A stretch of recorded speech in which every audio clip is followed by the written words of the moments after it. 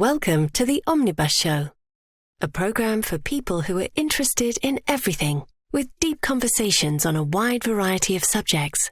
And now your host, Dave Gibbs.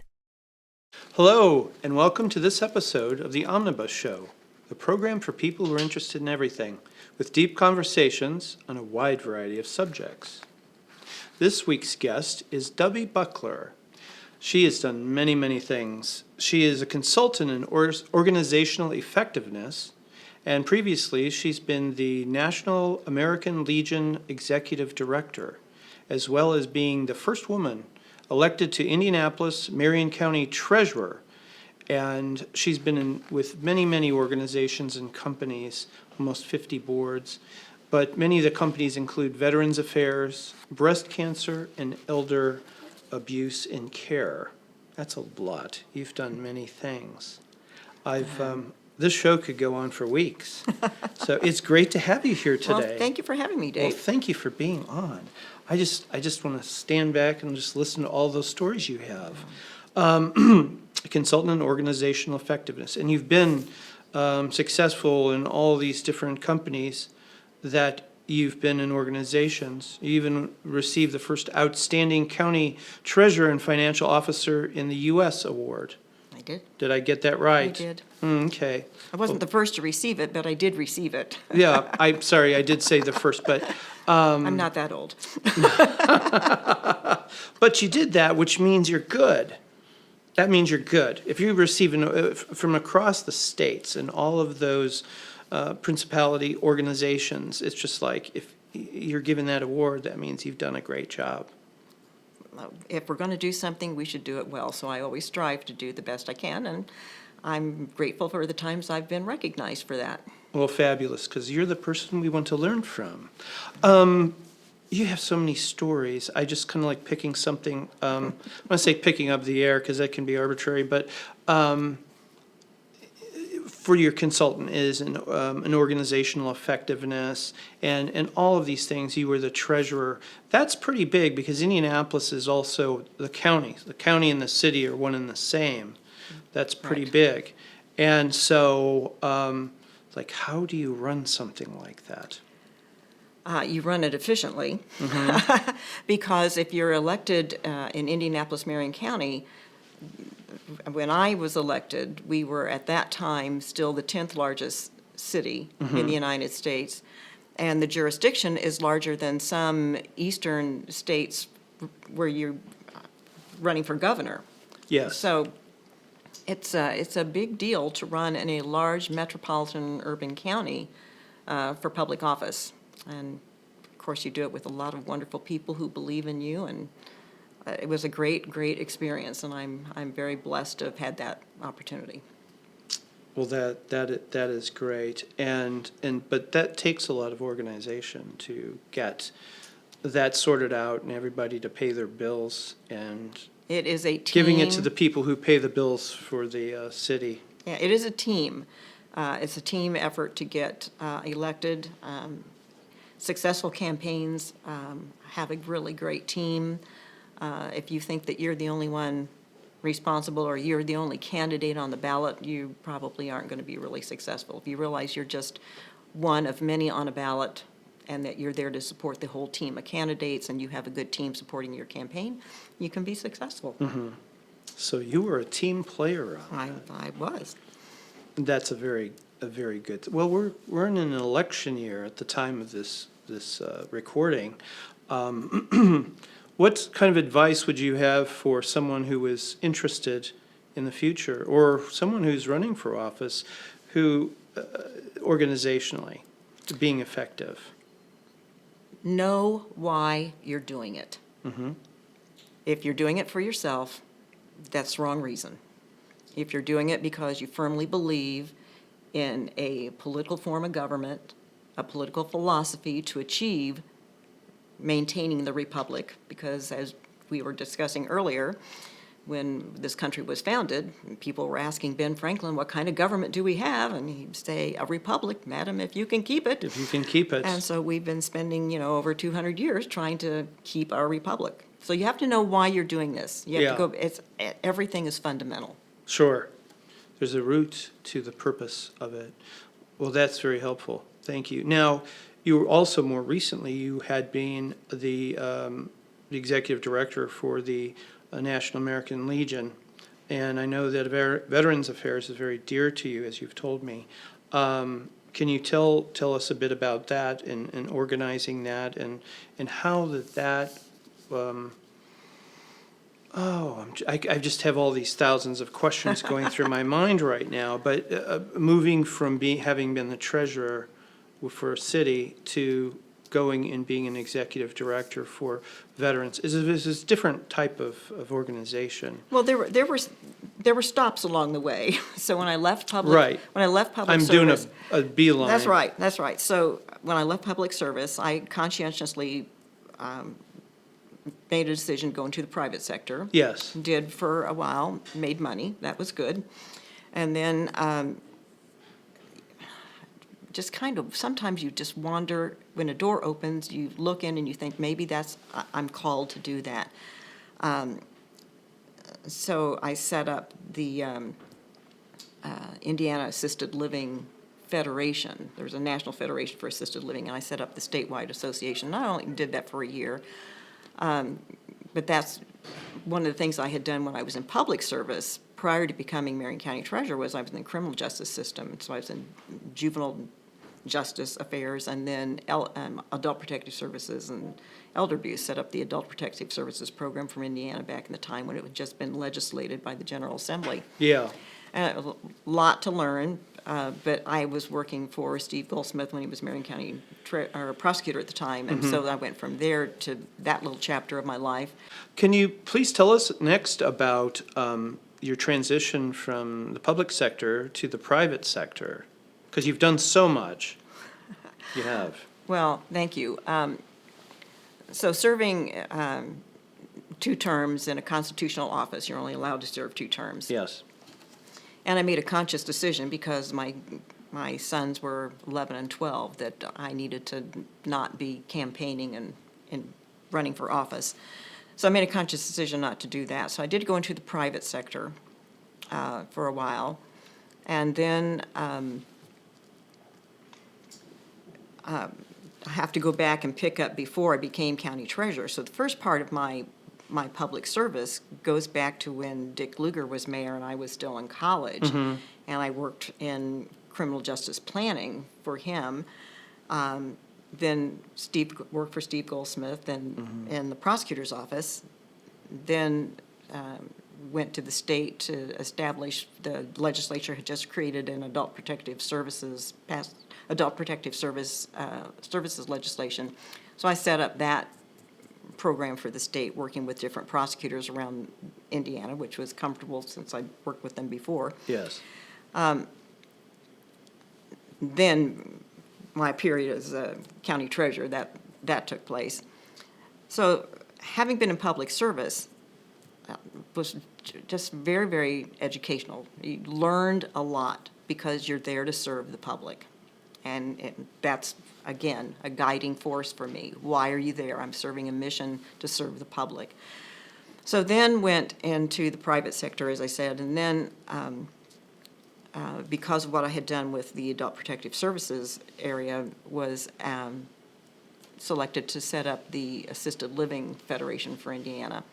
And that was a concise, I will help set it up, but that's not what I want to do for the rest of my life. Mm-hmm. But that put me in an executive position for that role.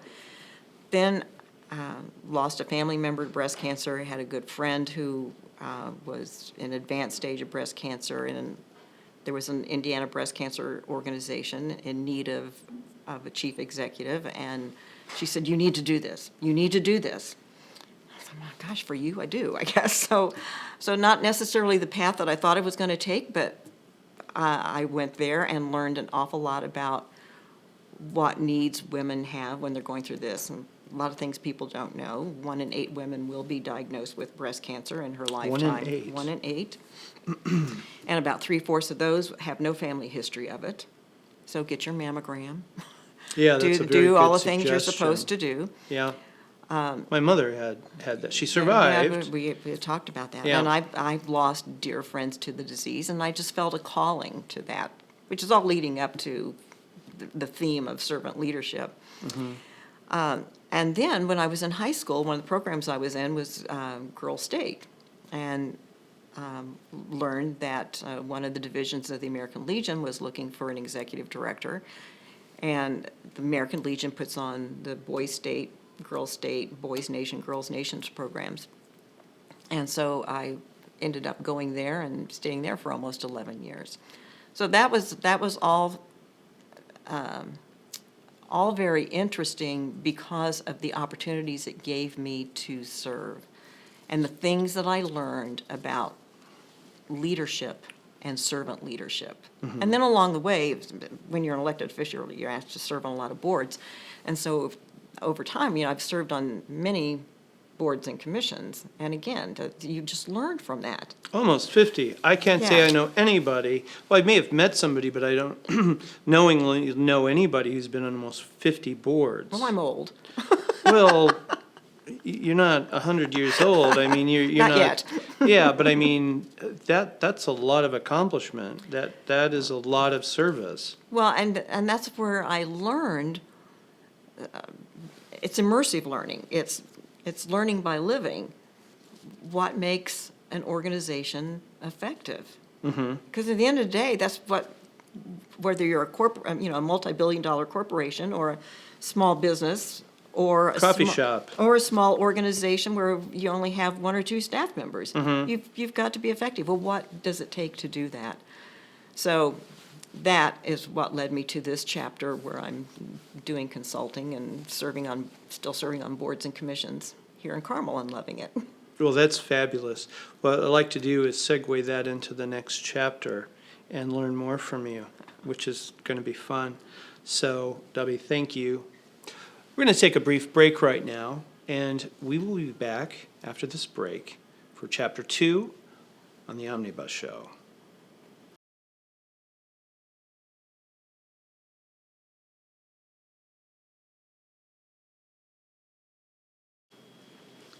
Hello and welcome back to the Omnibus Show. We're on Chapter 2 with this week's guest, Dubbie Buckler, who has just done about everything in the state of Indiana. But it's so good having you on here today, and I've really enjoyed our conversation. And to carry on, I'm interested in your wisdom and knowledge about building an organization. And as a consultant in organizational effectiveness, do you have a motto or a dictum that you have for? I do. Success is built on trust. Well, that's very good. Can you explain that for our audience? We could talk a long time about this, but I will try to be brief.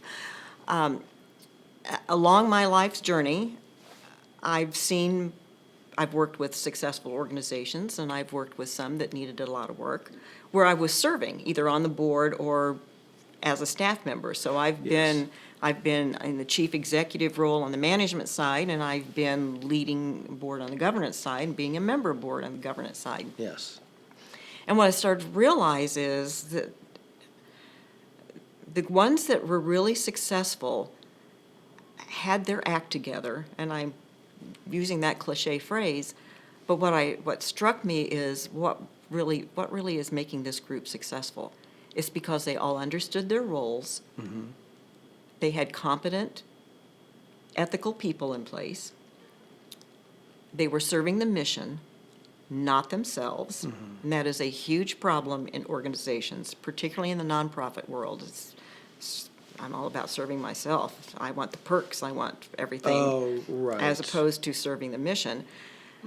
We see those articles many times where you'll have a nonprofit who, not to beat up on all the nonprofits because they're important, but there are those where it's like the executive of, the person who's leading the organization is like making millions upon millions of dollars, and it's like they're asking people for money. You know what I mean? I mean, I understand the executive value of things in terms of it depends on what they can get done. It's more than just a number.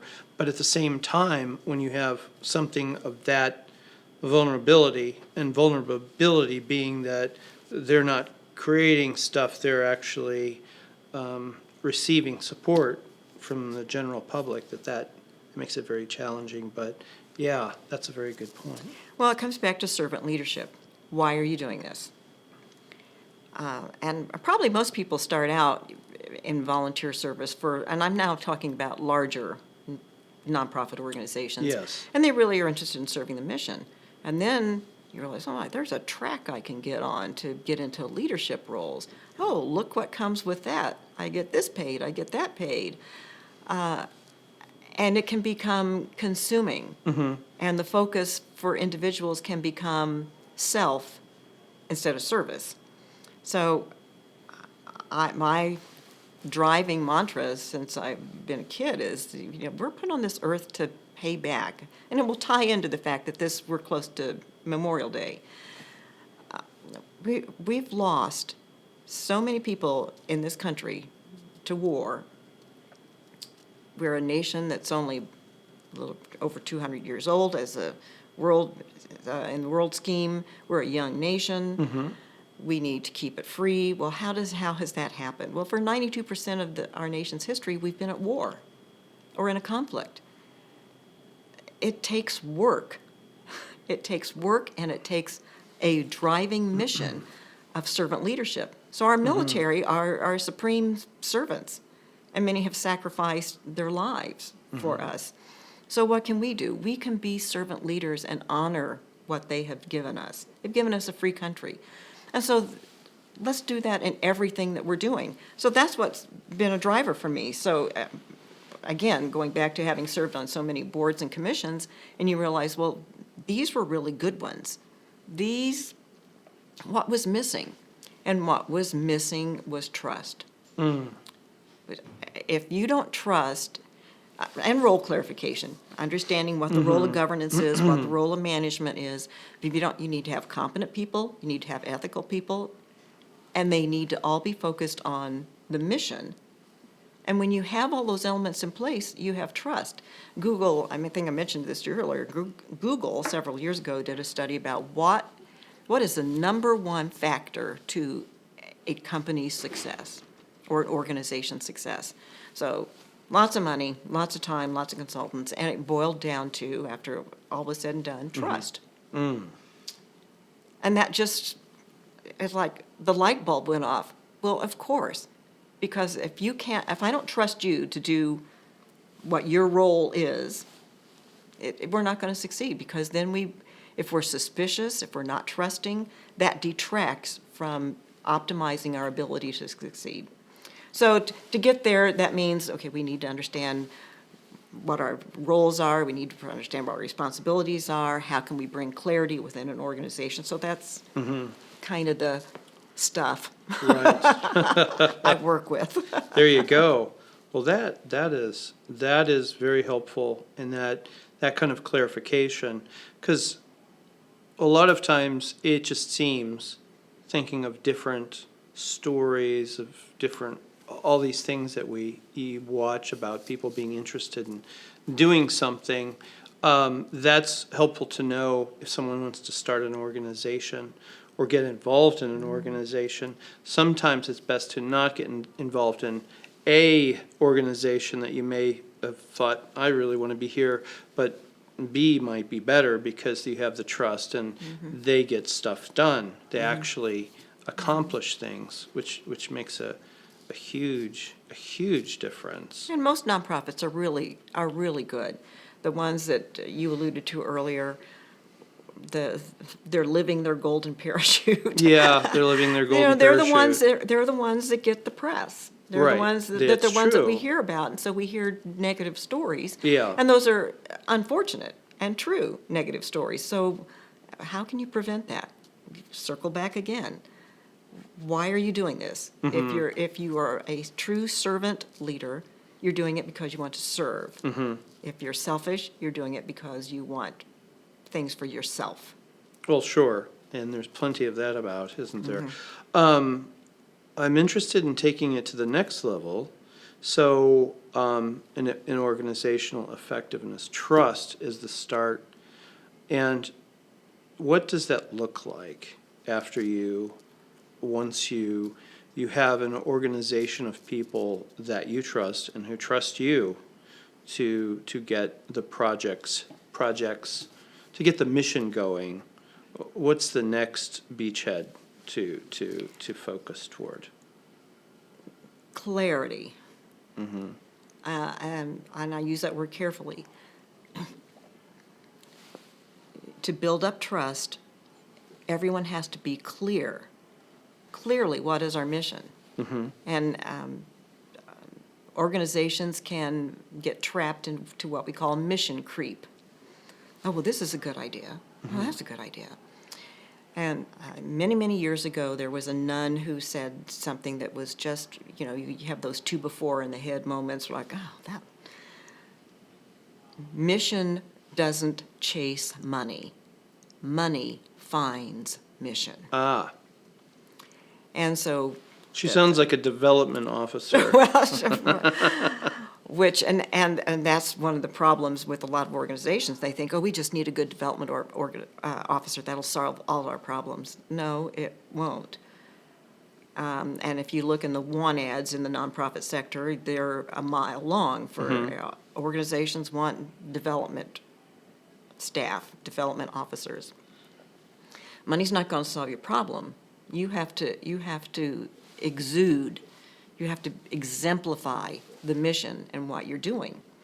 So clarity. So again, there's a reason that an organization has bylaws. And you say the word bylaws and, people roll their eyes like, well, I don't even know what they say. Well, then that's a problem because they're there to put structure around what you're trying to accomplish.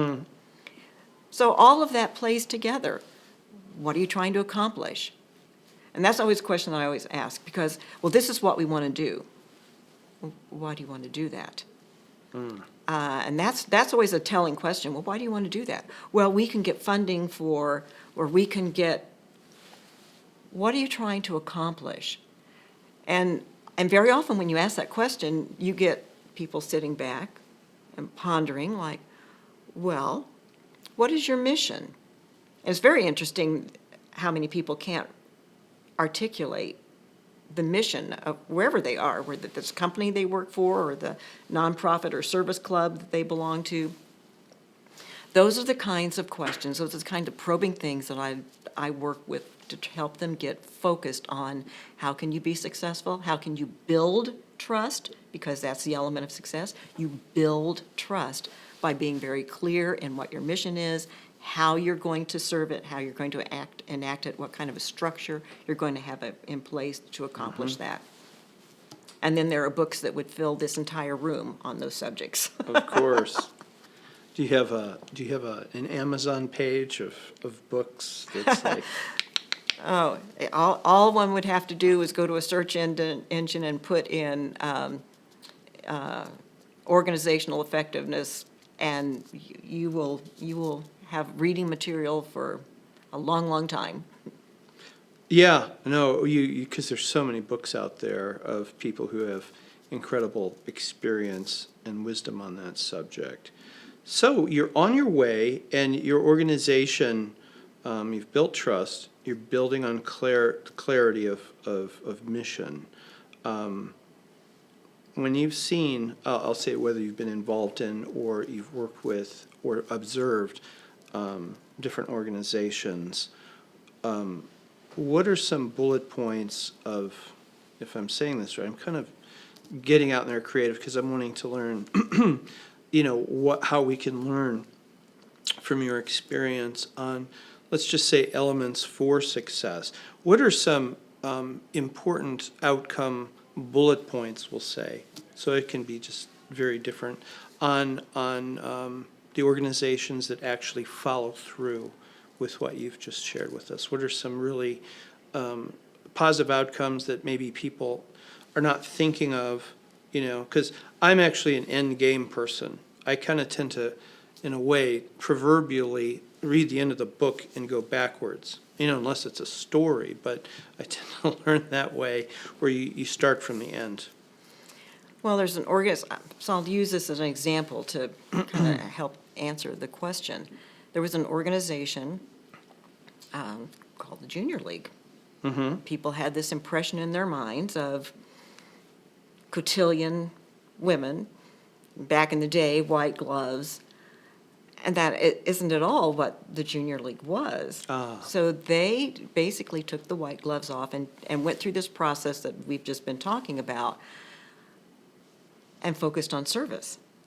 Why do we exist? We exist to provide service. And they developed a terrific model of volunteer in a day. So you could go to their website, but you could go to the organization and say, what volunteer opportunities are there for me? We need somebody 2 hours over here to do this. We need somebody for half a day over here. And they would just keep a master calendar of opportunities to serve. Well, that caught on. And that is one great way to be very successful, is you have a mission. How do you serve your mission? You don't serve your mission sitting in board meetings, going through endless reports. You serve your mission because people out in the community know who you are and what you do and why you matter. And so that's one of the things for getting there. Who are you? What do you do? Why does that matter to anybody out there? And if that doesn't trip off your tongue, you've got some thinking to do. That's and then a very good point. you've got some thinking to do, and then you've got some planning to do. So great organizations do that thinking, do that planning, come back to what are we trying to accomplish? How do we serve and get it done? So it sounds simple to say, but there's a lot of work that's done around a lot of tables to get there. Exactly, and that's A lot of sticky notes up on the walls. And that's like, I'm sure, how many millions of meetings have started out, okay, what are we going to do? That kind of opening thought, like, how are we going to get there? Because a lot of people, when they create, my observation is that when they're doing an organization, particularly if they're starting, which is kind of where we're talking about, they're kind of, okay, we would like this, and they're kind of in the middle of it all, as opposed to the end result or the beginning. And if you start in the middle, you could go any which way. You could. You really could. So that's really good. What are you trying to accomplish? So we talked about books, and this is for life learners. Is there a particular book that you would recommend for someone in executive status or someone who is trying to start an organization? Do you have a particular one? Oh, my or is gosh, there there are good ones. Bowling Alone is the one that just popped into my head. I mean, anybody can just Google that. I don't own stock in Google. I keep using that term for search engine, but that's the vernacular. If we keep going, we can monetize that. Yeah, you can get some underwriting for your Omnibus Show. The short ones, I find, are the ones that people read. If you pick up a book and it's, War and Peace. Right, it's going to be hundreds of pages. That's right, but people aren't going to read it, so get down to the shorter ones. Actually, look at page count, and then determine how quickly you want to read some of those. Oh, okay. That's kind of like that's an executive response, isn't it? Give me the bullet points. That's It's right. kind of the executive version of the Cliff Notes. Yes. Well, fabulous. Is there anything coming up that you would like to share with us with any of organizational effectiveness? Or you had mentioned Veteran Affairs. We have the holiday. Well, I Well, like, it's coming up, we're going to be past that.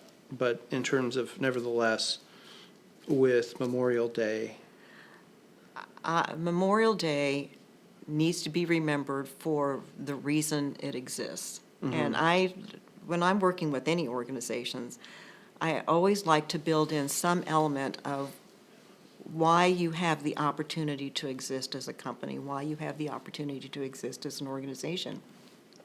You have the opportunity to exist because we live in a free, democratic republic.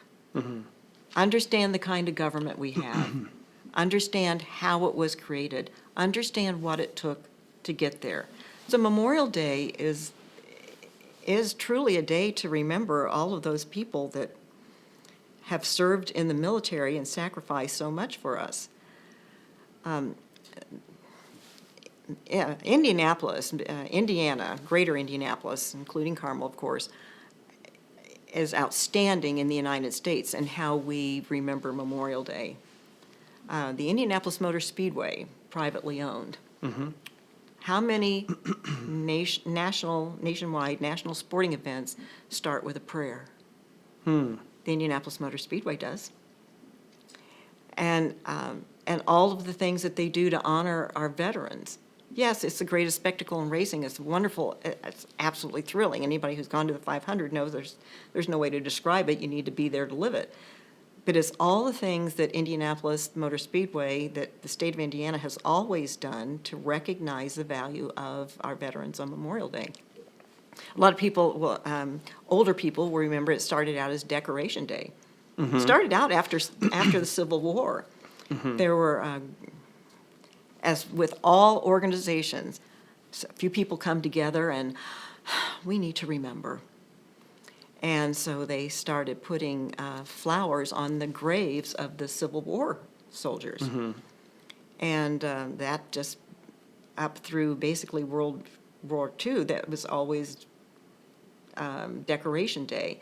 Memorial Day became intertwined in there because we went, of course, from the Civil War, we've had other conflicts. And so colloquially, it became known as Memorial Day, and then after World War II, it was became established as Memorial Day by Congress. It's got a long history toward getting its name. But we have days all throughout the calendar to honor and respect our veterans.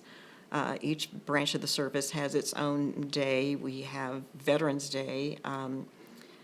Military Children, Spouses Day. We haven't even talked about that. When a member serves in the military, the whole family serves. And I'm just privileged to have served on a National Advisory Committee to the U.S. Department of Veterans Affairs, and it was chaired by Elizabeth Dole. And she and Bob Dole are wonderful, and I'm proud to call them friends. And she just shined the spotlight on caregiving, which ties back to some of the things that I've done in my life's journey. So it's recognizing it's not just a day for a flyover and holding up the flag. We're living Memorial Day and Veterans Day every day. For the War on Terror, our younger veterans are suffering from injuries that would have been life-ending in the Vietnam War and earlier. And we have so many children living in households with veterans who have lifelong traumatic injuries. So it's a whole different way of dealing with our military support, veterans service. There's just so much more to it. Opportunities for veterans service abound. And again, all anyone needs to do is just look at veteran support. Carmel's great. We have a great American Legion post, great VFW post. They do so many things for the community, and we need to support them in what they're doing. Yes. Well, you have a badge button on your left shoulder there. Yes, that's my dad was an Army major, or major in the Army Air Corps, I'll say that correctly, during World War II, and my son surprised me after he graduated from high school, and he joined the Navy because that was shortly after 9/11, and he did a tour in Iraq, and then other families that have served in the military. That's important. So on Memorial Day, you carry your soldiers with you. I've put them on my shoulder, and then Fabulous. And then the poppy is a flower for to remember and memorialize the fallen. Then we can talk about that because it's an interesting story about how that came to be a symbol. back in World War I, poppy seeds lay fallow for decades. Yes. Years and years and years. And the soldiers in World War I were buried in rows, in the battlefields. And the next spring, there was Flanders Fields. Flanders Field. There was a doctor over there, and spring came about, and all of these grave sites were just covered in bright red poppies. And somebody thought it'd be a great idea to use the poppy as a symbol of that. And so all things start with stories like that, which are fascinating to me. I've lived in London, so I'm very aware in November, the wearing of the poppy. And so, it's a great tradition.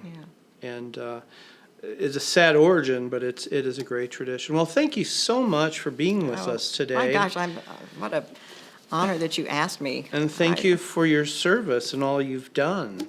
I mean, and my goodness, we could go on talking for weeks, and all the stories that you've had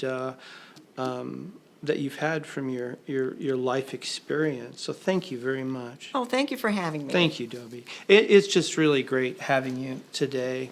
That's it for today's episode of the Omnibus Show with Dubbie Buckler. We'd like to thank our sponsor, Hotel Carmichael. We're recording today in Feinstein's. We look forward to being with you on the next episode of the Omnibus Show. If you enjoyed this program, please like, share, and subscribe to continue the conversation. For the Omnibus Show newsletter, please sign up at theomnibusshow.com.